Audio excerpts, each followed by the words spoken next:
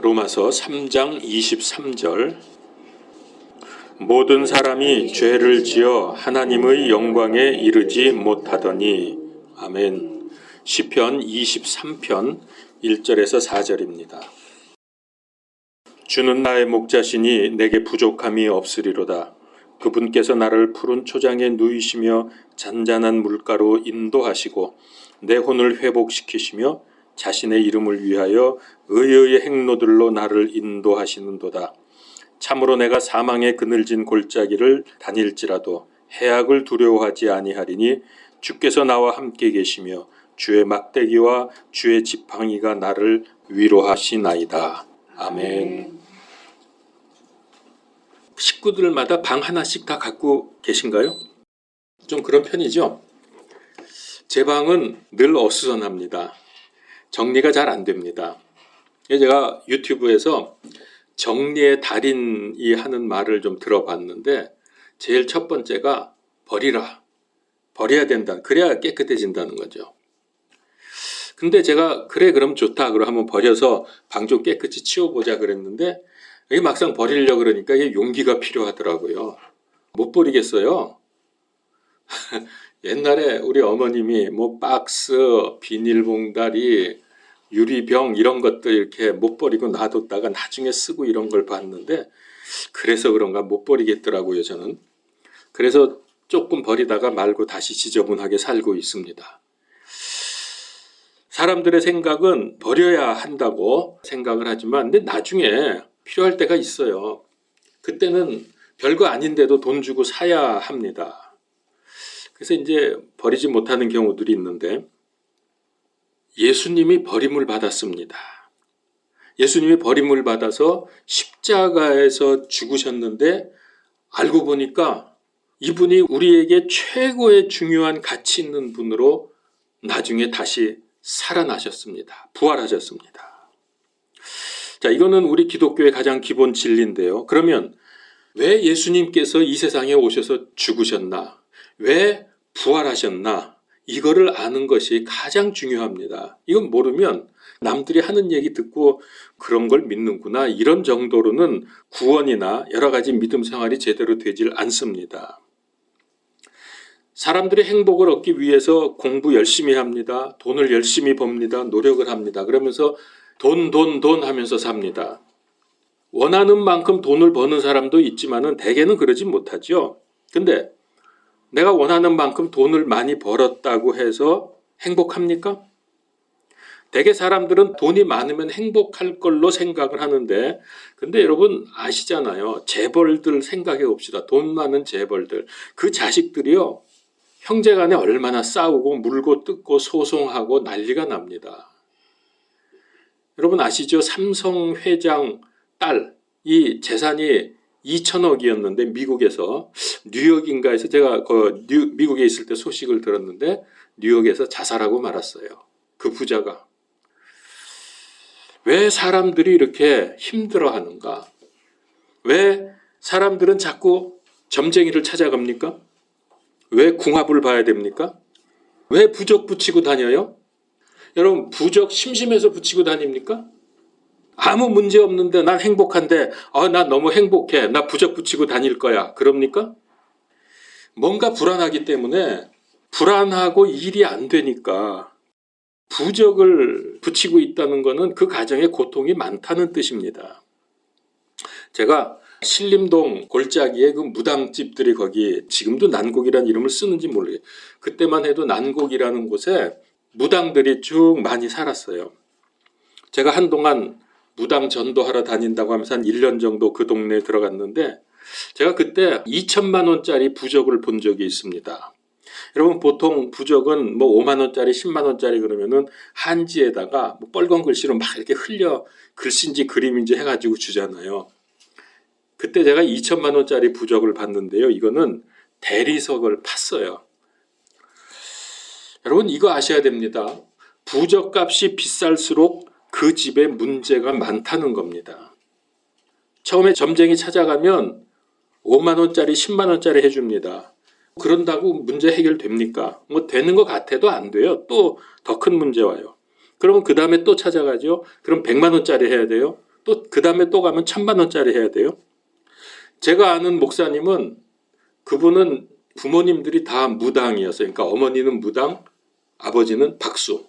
이제 그런 분이었는데 아주 불행하게 두 분 다 비명 횡사를 했다고 합니다. 근데 이분이 자기는 1억짜리 부적을 봤대. 이게 한 30년 전 얘기입니다. 지금으로 치면 얼마나 될까? 뭐 10억 넘겠죠.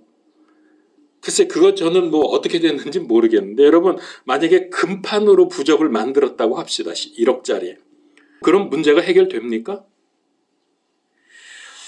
결국 부적을 붙인다고 하는 건 뭐냐면은 내 인생은 이렇게 처참하다. 난 너무 고통스럽다. 이거 외치는 것밖에 아무것도 없어요. 이게 부적의 의미예요. 근데 그렇게 해서라도 문제가 해결이 되면 모르되 전혀 그렇지가 않죠. 혹시 해결되는 것 같을 때가 있습니다. 근데 얼마 안 가서 더 큰 문제 생깁니다. 그러면 더 비싼 부적을 붙여야 합니다. 미국에서 TV에 보면 점쟁이들 되게 많이 나옵니다. TV에. 점을 많이 쳐요. 전화로도 하고 뭐 이메일로도 하고 이렇게 하면서 그걸 중계를 해요. 카드점 치고 점성술 하고 이 사이킥, 그러니까 무당을 사이킥이라고 그러거든요. 이 사이킥들이 얼마나 성행인지 몰라요. 여러분, 왜 인생에 이렇게 문제가 왔습니까? 행복해야 될 인간들이 왜 이렇게 힘듭니까? 세상은 발전하는데, 과학은 발전하는데 왜 더 불안하고 무서운 세상이 되어 갑니까? 사람들이 이유를 잘 몰라요. 왜 그러는지. 이유를 모르고 불안하니까 돈 가지고 점쟁이 찾아가는 거예요. 그러나 성경은 분명히 말씀하십니다. 로마서 3장 23절 모든 사람이 죄를 지어 하나님의 영광에 이르지 못했다. 왜 인생에게 이런 고통이 왔는지 답이 여기 나와 있잖아요. 왜요? 하나님의 영광에 이르지 못해서. 하나님은 영광스러운 분입니다. 항상 영광 중에 계시는 분입니다. 근데 그 하나님께 이르지 못하니까, 즉 하나님을 떠났기 때문에 이렇게 문제가 오는 거예요. 그걸 가리켜서 그게 죄입니다. 왜 우리에게 고통이 이렇게 끊임없이 오느냐? 죄 때문입니다. 근데 이 죄는 일반적으로 세상 사람들이 말하는 죄하고는 근본적으로 다릅니다. 세상 사람들이 생각하는 죄는 거짓말하고 도둑질하고 사기치고 뭐 음란하고 폭력 쓰고 이런 걸 죄라고 말하죠. 그래서 세상 사람들이 말하는 죄는 다분히 도덕적이고 윤리적인 죄입니다. 그런데 성경에서 말씀하시는 죄는 하나님을 떠난 거예요. 하나님을 떠난 상태, 이게 죄입니다. 이게 아주 근본적인 죄입니다. 우리가 하나님을 떠났기 때문에 자꾸만 죄를 짓고 사는 거예요. 그러니까 고통이 있는 거예요. 그래서 로마서 3장 23절에서 모든 사람이 죄를 범했다고 말씀하신 것을 다른 말로 표현하면 모든 사람이 하나님을 떠났다. 이것과 같은 말입니다. 그러니까 세상 사람들이 말하는 죄와 성경에서 말씀하시는 죄는 아주 다릅니다. 하나님을 떠난 근본적인 이유 때문에 우리 인생은 고통과 재앙에 시달리게 되는 거죠. 자, 그러면 죄의 결과가 무엇입니까? 자, 이와 같이 문제 속에서 살다가 죽어서 영원한 고통을 당하는 것, 이게 죄의 결과입니다. 지금 여러분들 현실은 어떻죠? 아무 문제 없습니까? 늘 인생에 푸른 신호등이 켜져 있습니까? 아니면 붉은 신호등이 자꾸만 들어옵니까? 제가 비행기 타고 태평양 건널 때 위에서 이제 창밖으로 이렇게 밑에 태평양 바다 위를 이렇게 봅니다. 그러면은 그 햇빛이 반짝반짝하면서 찬찬하게 보여요. 실제로 밑은 어떤지는 몰라도 바다가 굉장히 찬찬합니다. 움직임이 없는 것처럼 보입니다. 그러나 아무리 그렇게 보일지라도 크고 작은 파도가 끊임없이 일어나죠. 때로는 광풍이 몰아칠 때도 있습니다. 바로 이겁니다. 크고 작은 문제들이 계속해서 우리에게 오는데 왜 그러느냐? 하나님을 떠났기 때문에 그 결과 우리에게 이런 일들이 자꾸 생기는 거예요. 이제 우리나라의 총선, 대선, 지선 이런 수많은 선거들이 계속이 됩니다. 그때마다 저마다 이 백성들을 행복하게 해주겠다고 공약을 하죠. 그래서 그 중에서 제일 마음에 드는 공약을 내건 사람들에게 표를 던집니다. 선출을 합니다. 그렇게 했더니 우리가 행복해졌습니까? 그 사람들이 공약한 대로 잘 됩니까? 오히려 문제는 더 커지고 해결되지 못하고 있죠. 어쨌든 제가 무슨 얘기를 하려고 그러냐면 이런 많은 문제들, 인간에게 오는 많은 이 수많은 문제들은 우리 힘으로, 인간의 힘으로는 해결할 수 없다는 거예요. 무슨 노력을 해도 누가 무슨 공약을 내걸어도 그리고 애를 써도 안 된다는 거예요. 이걸 알아야 돼. 이걸 인정할 줄 알아야 돼요. 오직 하나님만이 해결할 수 있습니다. 그래서 하나님께서 직접 해결하시기 위해서 이 세상에 오셨습니다. 오신 그 하나님을 우리는 예수 그리스도라고 말합니다. 예수님은 우리에게 오신 하나님이십니다. 하나님께서 세상을 이처럼 사랑하사 자신의 독생자를 주셨으니 이것은 누구든지 그를 믿는 자는 멸망하지 않고 영존하는 생명을 얻게 하려 하심이라. 우리가 아직 죄인이었을 때에 그리스도께서 우리를 위해서 죽으심으로 하나님께서 우리를 향한 자신의 사랑을 당당히 제시하시느니라. 예수님께서 이 땅에 오셨어요. 나의 죄를 대신 지시고 우리가 해결할 수 없는, 끝없이 우리를 괴롭히는 이 죄를 대신 해결하시려고 십자가에서 죽으셨습니다. 여러분 아시죠? 그때 마지막, 우리 주님께서 숨 거두시기 직전에 마지막 하신 말씀, 다 이루었다. 이게 무슨 뜻입니까? 뭘 다 이루었다는 거예요? 너희 인생들이 해결하지 못하는 인생의 문제, 죽음의 문제를 내가 십자가에서 다 끝냈다. 다 끝장났다 이제. 나를 믿으면 이 모든 문제들에서 해방된다. 그래서 하신 말씀입니다. 다 이루었다. 내가 곧 길이요 진리요 생명이니 나를 통하지 않고는 아무도 아버지께로 올 자가 없느니라.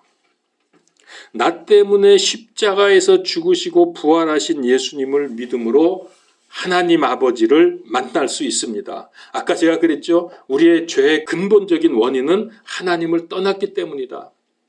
그러나 여기 예수님이 말씀하셨죠. 나를 통하지 않고는 아무도 아버지께로, 하나님께로 갈 수 없다 그랬어요. 그래서 내가 곧 길이다 그랬어요. 하나님 만나는 길입니다. 하나님 만나는 진리입니다.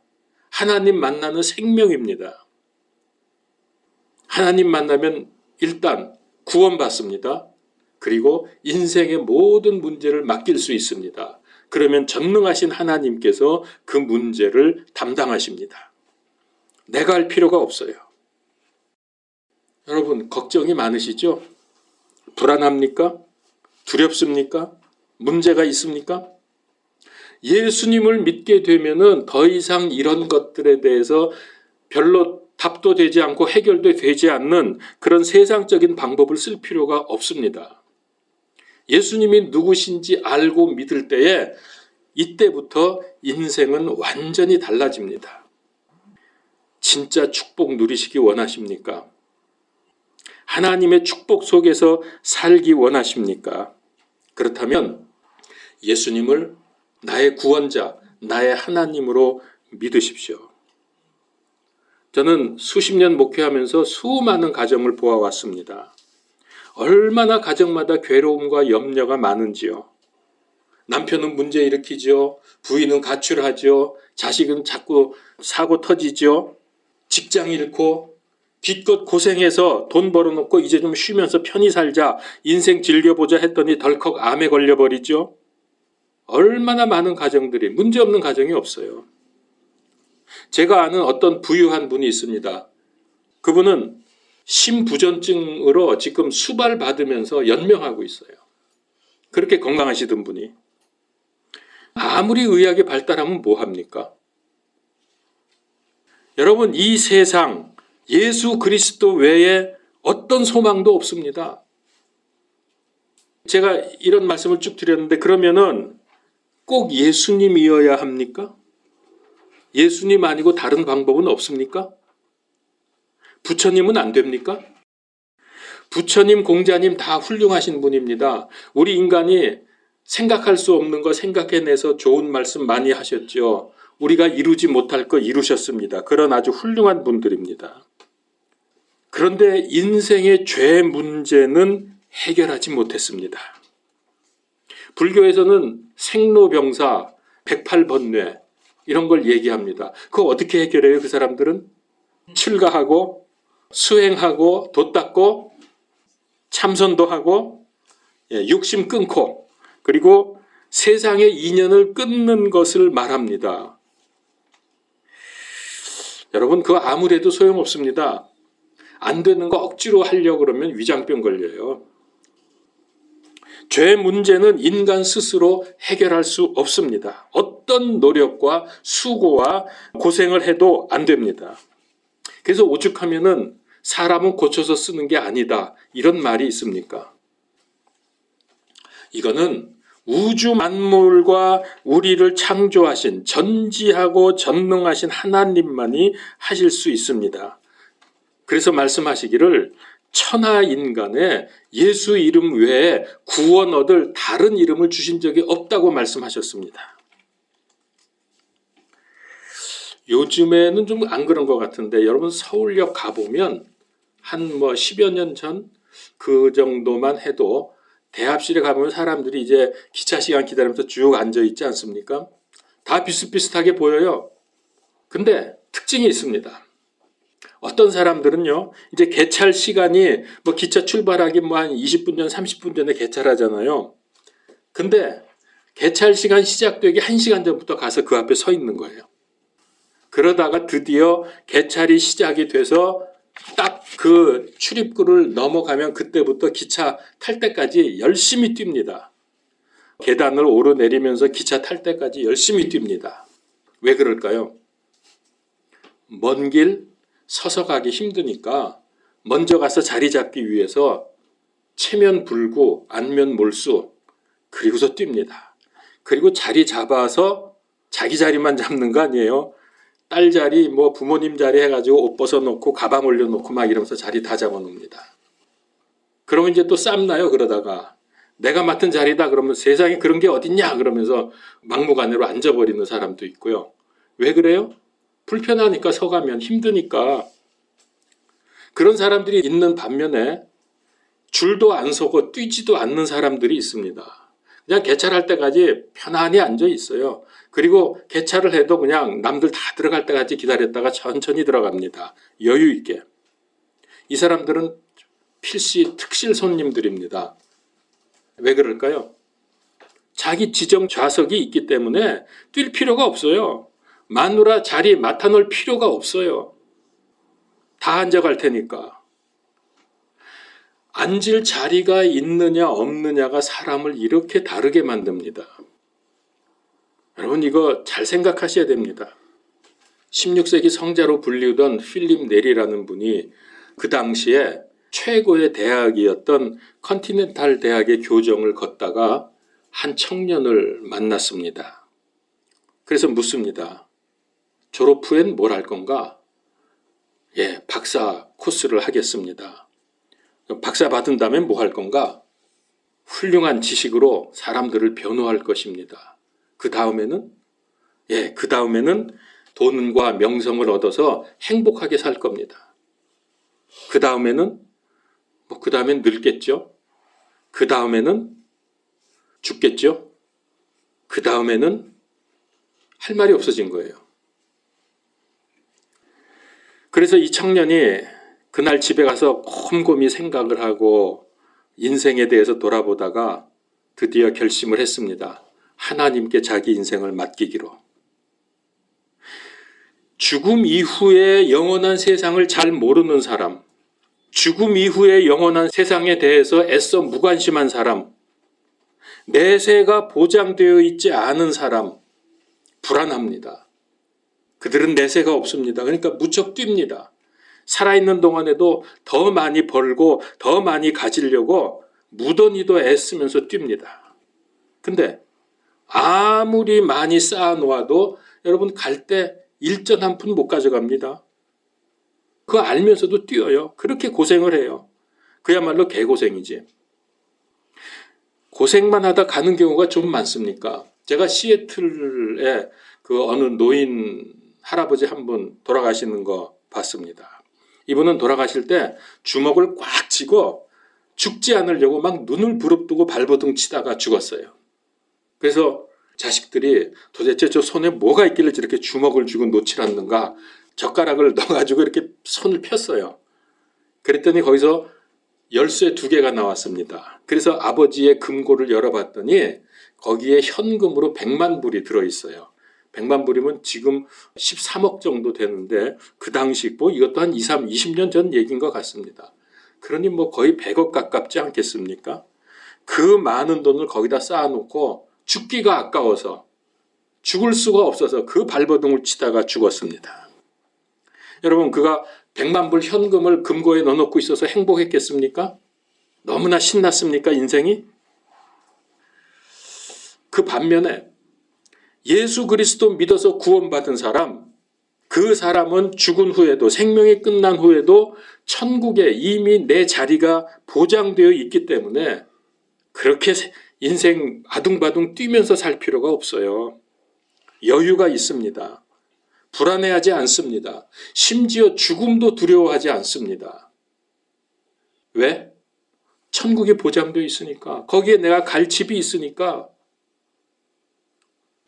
그래서 우리 기독교에는 순교자가 많은 겁니다. 다른 종교는 거의 없어요. 순교자라는 말은 우리 기독교에만 있습니다. 왜 그래요? 천국이 보장되어 있기 때문에 죽음도 안 두렵다는 거예요. 나 죽여라. 난 더 좋은 데 간다. 이런 사람은 어떻게 감당을 하겠어요? 우리나라의 그 천재 박사 이어령 씨를 아시죠? 유명하신 분이죠. 이분이 지성에서 영성으로라는 책을 냈습니다. 출간 5개월 만에 20만 부가 팔리는 기염을 토했습니다. 베스트셀러죠.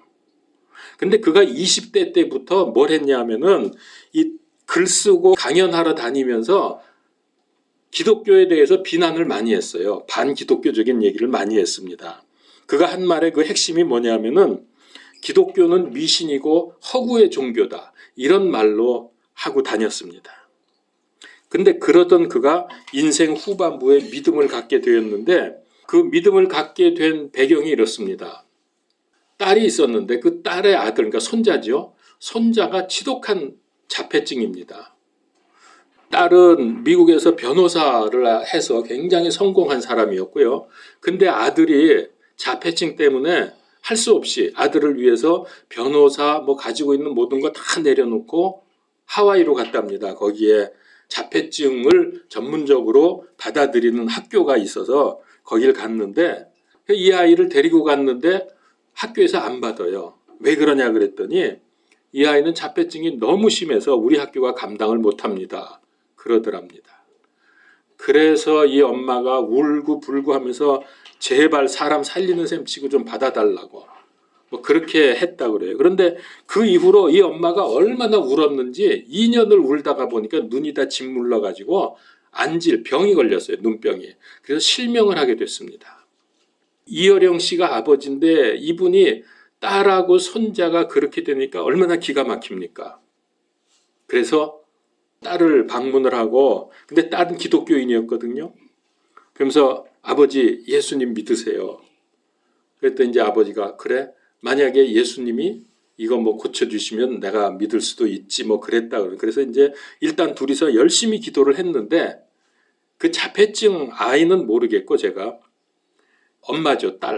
딸이 그 병원에서는 불가능하다고 실명한다고 했는데 완전히 회복이 되었답니다. 그래서 이 딸은 이민아 목사님이 되었고요. 아버지는 그 일로 인해서 크리스찬이 된 것입니다. 자, 제가 이 책은 직접 읽지를 못했습니다. 다른 목사님이 한 얘기를 제가 지금 전하는 중입니다. 제가 직접 읽지를 못했기 때문에 좀 인용을 해보죠. 사람들이 이 이어령 씨한테 그런답니다. 아니 장관도 하시고 이 시대의 최고의 지성인 사람이 교회는 왜 다니냐고, 왜 교회 다니면서 티내느냐고 그렇게 비난하는 식으로 말을 할 때 그는 이렇게 답변을 한답니다. 이효령 씨 얘기입니다. 저는 그럴 때마다 이렇게 묻습니다. 배고프면 어디 가죠? 그러면 식당이라고 답변을 하죠. 알고 싶으면 어디 가죠? 도서관. 심심하면 영화관. 아프면 병원. 목마르면 물을 마시죠. 이렇게 대화가 주고 갑니다. 자, 그런데 먹어도 배고프고 물 마셔도 갈증나고 놀아도 심심하고 배워도 답답할 때는 어디를 가야 합니까? 그럼 답변을 못합니다. 그때 이효령 씨가 이렇게 말합니다. 그럴 때 가는 곳이 교회입니다. 그러면 또 사람들이 이렇게 말합니다. 혼자 믿으면 되지. 그 문제 많고 싸움 많이 하고 헌금 내야 되고 욕먹는 데가 교회인데 거긴 왜 다니냐고요. 혼자 믿으시라고. 그러면 또 이효령 씨는 이렇게 답변을 합니다. 식당이라고 다 맛있는가? 의사라고 다 병을 고치는가? 영화라고 다 재미있나? 그래도 배고프면 식당 찾아가는 것처럼 모든 교회가 다 올바르지는 않아도 영이 갈급할 때 찾아가는 곳이 교회다. 부패한 교회가 있다고 해서 교회 가지 말라고 하는 것은 의사가 가끔 오진도 하니까 병원 가지 말라는 것과 뭐가 다른가? 어떻습니까, 여러분? 이게 이효령 씨의 논리예요. 사람에게는 영이 있는데요. 이 영은 세상 어떤 것으로도 채워지지 않는 인생의 공허함과 허무함을 채워야 하는데 세상 것 가지고는 안 채워진다고요, 이게. 그러니까 이게 인생이 살다 보면 공허하니까 더 열심히 일해보고 뭐 석 달 열흘을 내 마음대로 하고 싶은 대로 놀고 먹고 살아봐도 그럴수록 더 공허해집니다. 이거는 마치 갈증을 해결하려고 바닷물을 마시는 것과 같습니다. 마시면 마실수록 갈증은 더 심해질 뿐입니다. 이때 예수님이 우리에게 하신 말씀입니다. 수고하고 무거운 짐진 자들아 다 내게로 오라. 내가 너희를 쉬게 하리라. 인간의 영은 오직 하나님으로만 채울 수 있습니다. 하나님으로 우리의 영이 채워진다면 얼마나 만족함이 오는지 이거는 세상에서 절대로 가질 수 없는 기쁨과 만족과 안식이 있습니다. 뷔페 식당 가보셨죠? 뷔페 가서 산의 진미 배 터지도록 먹어도 시간 지나면 또 배고파져요. 물 마셔도 좀 있으면 갈증은 다시 옵니다. 그러나 영의 양식인 예수 그리스도와 그분의 말씀은 풍성한 은혜로 부족함이 없이 인생을 채워줍니다. 그 고통의 시간 속에서 사울 왕에게 쫓기고 도망다니고 죽음을 눈앞에 두면서 이렇게 도망다니던 다윗이 이 진리를 알기 때문에 영적으로 채워질 때에 부족함이 없다는 것을 알기 때문에 그는 그 고통 속에서 이런 시를 집니다. 주는 나의 목자시니 내게 부족함이 없으리로다. 그분께서 나를 푸른 초장에 누이시며 잔잔한 물가로 인도하시고 내 혼을 회복시키시며 자신의 이름을 위하여 의의 길로 인도하시는도다. 참으로 내가 사망의 그늘진 골짜기를 다닐지라도 해악을 두려워하지 아니하리니 주께서 나와 함께 계시며 주의 막대기와 주의 지팡이가 나를 위로하시나이다. 여러분, 하나님으로 우리가 채워지면 어떤 경우에도 이런 고백이 가능한 거예요. 얼마나 부럽습니까? 얼마나 좋습니까? 이 시간 여러분, 하나님의 부르심을 외면하지 마십시오. 그 부르심에 나를 맡기면 새로운 인생이 시작됩니다. 그런즉 누구든지 그리스도 안에 있으면 그는 새로운 피조물이라. 옛 것들은 지나갔으니 보라 모든 것이 새롭게 되었도다. 우리는 보이는 것들을 바라보지 아니하고 보이지 아니하는 것들을 바라보나니 보이는 것들은 잠깐 있을 뿐이나 보이지 아니하는 것들은 영원하니라. 아멘. 예수 그리스도 믿는 순간 하나님의 자녀가 됩니다. 그러면 여러분의 인생을 하나님께서 완전 책임지십니다. 그러므로 더 이상 다른 생각하실 필요가 없습니다.